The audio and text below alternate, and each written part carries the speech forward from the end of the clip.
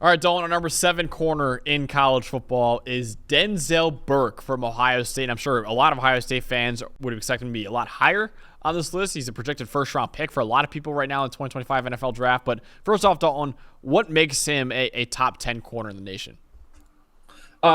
Consistent production for 3 years, right? He's had just a really solid, even freshman through junior years, just smooth. Like he's just a natural out there, especially in zone. But since 2021, an 82 coverage grade, 25 forced incompletions in the neighborhood of names like Terrion Arnold and Devin Witherspoon. I know Witherspoon was in the NFL last year, but he was great for the 2 years prior in college.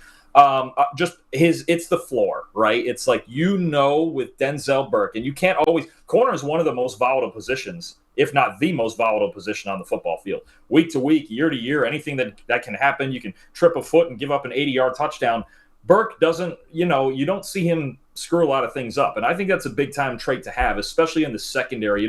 One of kind of the main PFF theories in the secondary is you're only as strong as your weakest link, right? Denzel Burke is certainly not going to be the weakest link. That's for absolutely sure. Big time high floor, especially in cover 3. I think he's, you see a lot of these teams in the NFL now. I think about the Seattle defense they ran for all those years and Dan Quinn and teams that want to, Robert Saleh too, teams that want to run cover 3. He's got an 81.5 coverage grade in cover 3 last year. That was 6th best in the Power 5. It's just he's a certain type of player. He's a high floor cover 3 corner. That's how I would put it. He can do some other things too. But that's what teams are going to look for him in, next year's draft. But he's so consistent, like super. There's nothing about Denzel Burke that would tell me that he wouldn't go in the first 2 rounds of the draft. His floor is really, really high. Yeah, you mentioned that floor, man. I mean, look at his single game grades last year.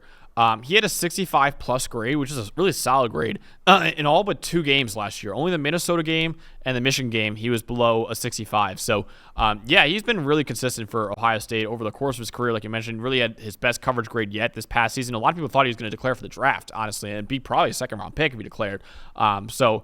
He decided to come back as many Ohio State players did this past season. Also, in his first 2 years at Ohio State, tested out as a 94th percentile athlete, routinely running over 20 miles per hour for Ohio State as well. So a really good athlete and a strong run defender, too. At a 70.7 run defense grade this past year, 71.8 in 2021 as a freshman. So, Denzel Burke, man, I think there's so much to like about his game and not a lot to dislike, I think, Dalton. But what were some of the negatives that you saw with his game when you were watching him? No, I agree. I don't think there really is a whole lot to dislike. I think it's a ceiling thing, right? I think you're talking about a guy with a wicked high floor, but does that also come with a low ceiling, right? Or can we see elite production against elite teams? You mentioned like the Michigan game last year. Can he come out in this year's Michigan game or this year's Oregon game and prove that he's an elite player? Because right now, I don't see a whole with his current tape.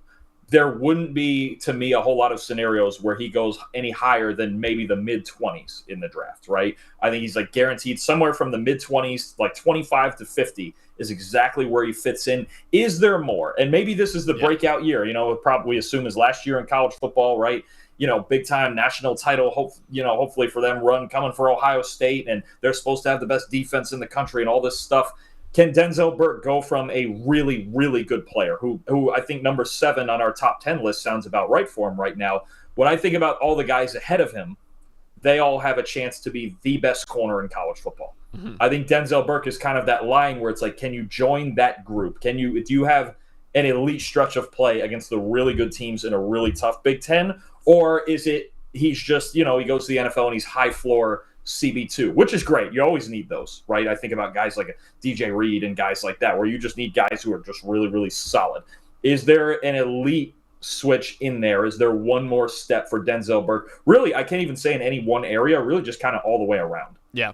I completely agree with that. That's actually what I was going to bring up, too. Is like, okay, it does feel like the top 6 guys, and we're talking about them in their own individual videos, too.